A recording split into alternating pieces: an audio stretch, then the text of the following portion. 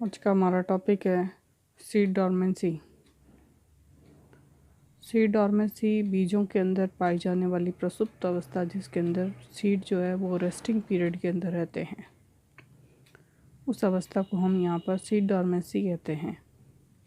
Dormancy का मतलब resting stage या प्रसुप्त अवस्था, जिसके अंदर जो मेन उद्देश्य होता है, उसका जो मुख्य उद्देश्य है वो अनफेवरेबल कंडीशन होती है। जो प्रतिकूल परिस्थितियाँ होती हैं उसके अंदर जो ग्रोथ है वो सस्पेंडेड रहती है या निलंबित रहती है, जिससे कि वो प्लांट को या सीड को प्रोटेक्शन प्रदान कर सके। जैसे इस टाइप में भी दे सकता है। इसमें प्लांट की जो लाइफ साइकिल की जो फर्स्ट स्टेज, जिसके अंदर वो एक्टिव ग्रोथ टेम्परेरी रूप से सस्पेंडेड रहती है, उस अवस्था को हम डॉर्मेंसी या प्रसुप्तावस्था या सीड डॉर्मेंसी पीरियड कहते हैं। ये इस डेफिनेशन का मीनिंग होता है कि जो लाइफ साइकिल के अंदर प्लांट की जो लाइफ साइकिल होती है उसके अंदर ये जो एक्टिव ग्रोथ होती है वो कुछ देर के लिए रुक जाती है, और इसी अवस्था को हम यहाँ पर डॉर्मेंसी स्टेज कहते हैं। इस प्रकार ये जो डॉर्मेंसी है वो वाइबल सीड्स के फेवरेबल कंडीशंस के अंदर इंडोजीनियसली या एटमॉस्फेयर जो फैक्टर्स होते हैं उसके इफ़ेक्ट से जो जर्मिनेशंस की प्रोसेस होती है उसको ये रोकने का काम करती है, जिसको निरोधन या इनिबिशंस कहते हैं। इसलिए इसे सीड डॉर्मेंसी कहते हैं। सीड डॉर्मेंसी का जो फैक्टर है उसको दो पार्ट्स के अंदर सीड डॉर्मेंसी को दो पार्ट के अंदर डिवाइड किया गया है। पहला है प्राइमरी डॉर्मेंसी,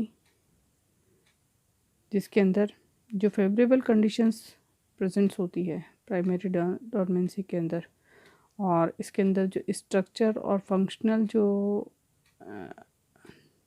रीज़न होता है, यानी कि संरचनात्मक और क्रियात्मक क्षेत्र जो होता है से ये उसके अंदर इसके अंदर जर्मिनेशन एब्सेंट होता है।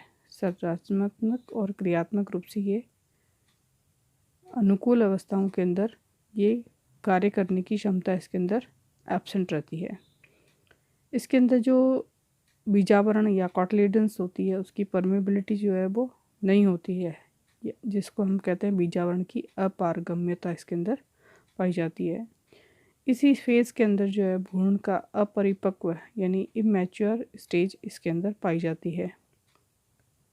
इमेच्योरिटी भ्रूण की वृद्धि की बाधा इस कारण जो है एम्ब्रियो है इस स्टेज के अंदर थोड़ा डेवलप नहीं हो पाता। वो रेस्टिंग ग्रोथ है वो इस अवस्था के अंदर रुकी हुई रहती है। इसके अंदर जो स्पेशल टाइप की जो लाइट्स की स्पेशल इसमें यहाँ पर टेम्परेचर और लाइट की इसके अंदर आवश्यकता पड़ती है। और इस कंडीशन के अंदर जो सीड में जो अंकुरण निरोधी यानी जर्मिनेशन इनिबिटर्स इसके अंदर प्रेजेंट होते हैं, जो कि सीड के जर्मिनेशन की प्रोसेस को कुछ देर के लिए स्टॉप करने में सक्षम होते हैं। सेकंड पार्ट देखें तो इसकी जो सेकेंडरी डोमिनेंसी होती है, जिसे हम द्वितीयक प्रसुप्तता भी कह सकते हैं, वो किस कारण से उपस्थित होती है। उसका कारण होता है जो सीड की जो मैचुरेशन होती है, उस मैचुरेशन में इसके बाद इसको स्टोरेज करने के समय इसमें चेंजेस से इसके अंदर डोरमेंसी उत्पन्न हो जाती है परिपक्वन के बाद। जैसे इसके एग्जांपल देख सकते हो आप, जैसे टेक्सास और फ्रैगमिस की जो सीड होते हैं उसके अंदर इस तरह की मैचुरेशंस हमें देखी जाती है। बीज जब परिपक्व हो जाता है, परिपक्व होने के बाद उसके स्टोर को कुछ समय से स्टोर करने से उसके अंदर परिपक्वता का काल है बढ़ जाता है। जैसे सीड जर्मिनेशन के समय फेवरेबल कंडीशन होते हुए भी सीड का जर्मिनेशन नहीं हो पाता इस पीरियड के अंदर, लेकिन जर्मिनेशन नहीं होने पर सीड जो है वो रेस्टिंग पीरियड के अंदर रहता है। इस प्रकार की जो डोरमेंसी होती है उसको हम सेकेंडरी डोरमेंसी कहते हैं। इस सेकेंडरी डोरमेंसी का हम यहाँ पर मीनिंग देखें तो ये कहना चाहता है कि जब सीड के अंदर फेवरेबल कंडीशन होने के बाद भी सीड ग्रो नहीं करता है, क्योंकि जो सीड होता है वो मैच्योर कंप्लीट मैच्योर नहीं होता है, वो रेस्टिंग पीरियड में रहता है। रेस्टिंग पीरियड में रहने के बाद ही उसके अंदर मैच्योरिटी या जर्मिनेशन पावर डेवलप हो पाती है, इससे पहले नहीं हो पाती है।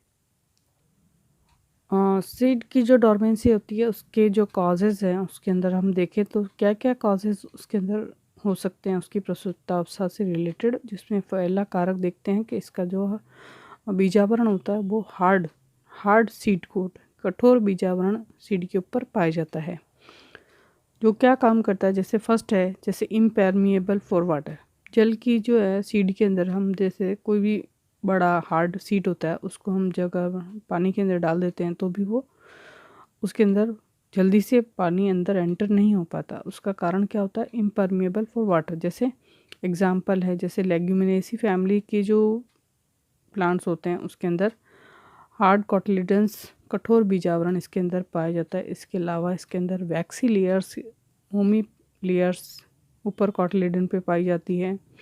और सीड के अंदर जो है स्टाइरोफाइलर क्लेफ्ट प्रेजेंट्स होता है, जिसके कारण ये क्लेफ्ट जो होता है वो सुबेराइज्ड हो जाता है, उसके ऊपर सुबेरिन पर डिपोजिशन हो जाता है, जिसके कारण कि वाटर उसके अंदर एंटर नहीं कर पाता है।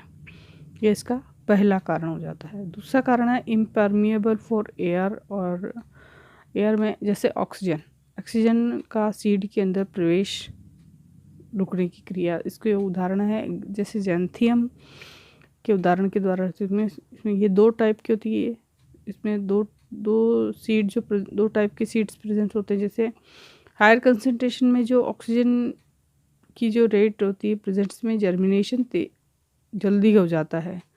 अगर ऑक्सीजन की कंसंट्रेशन हायर हो तो जर्मिनेशन जो है वो जल्दी हो जाता है। लेकिन अगर दो कंडीशंस होती जैसे अनफेवरेबल कंडीशंस के अंदर एनारोबिक कंडीशन हो या ऑक्सीजन की जो लेवल होता है वो कम होने पर सीड के अंदर जर्मिनेशन की कैपेसिटी डाउन हो जाती है। थर्ड जो इसका कॉज बनता है वो है mechanical resistance of growth and embryo, यानी कि भ्रूण वृद्धि के लिए यांत्रिक रूप से प्रतिरोधी होना।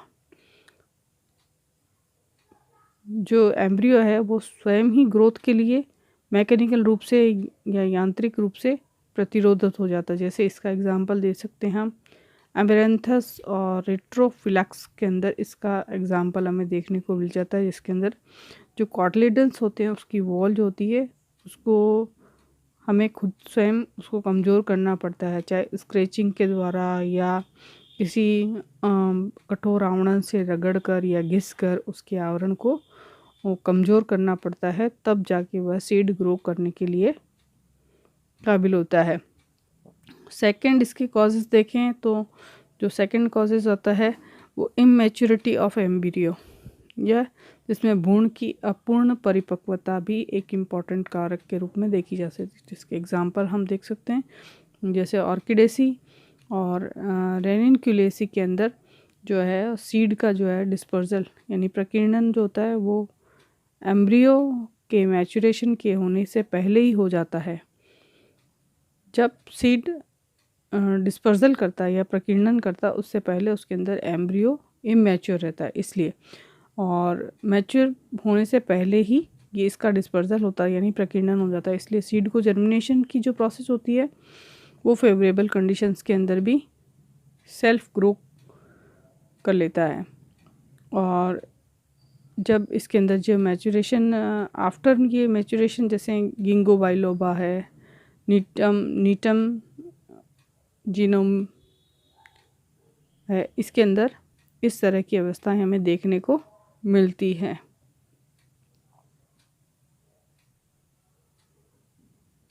इसी तरह हम इसका चौथा कॉज देखें तो यहाँ पर रिक्वायरमेंट्स ऑफ आफ्टर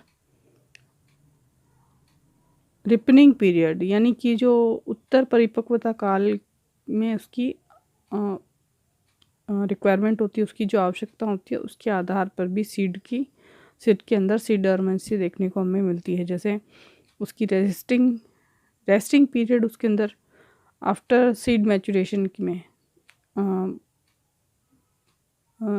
बीज के जो परिपक्व काल होता है उसके अंदर जो कंडीशंस होती है, जैसे कम तापमान होना चाहिए या कम नमी भी इसके उपस्थित होने पर इसको स्ट्रैटिफिकेशन हम प्रोसेस कहते हैं, जिसके अंदर सीड जो है वो मैच्योर नहीं, सीड जो है वो तुरंत ही ग्रो नहीं कर पाता। जैसे एग्जांपल देखें तो एग्जांपल है जैसे ओएट यानी जो बारले वीट, इसके अंदर जो जैसे हैं तुरंत काटा हुआ गेहूँ है या बारले है जिसको हम हाथों हाथ उगा नहीं सकते या उसको वापस से हम सीड के रूप में यूज़ नहीं कर सकते। उसके लिए कुछ रेस्टिंग पीरियड जैसे 2 से 4 घंटे, या इस रेस्टिंग पीरियड को दूर करने के लिए हाँ कुछ टेक्निक्स का यूज़ करते हैं। जैसे 2 से 4 घंटे के लिए 30 से 35 डिग्री सेंटीग्रेड पर सीड्स को रखकर इस रेस्टिंग पीरियड या विश्राम अवस्था को हम दूर कर सकते हैं।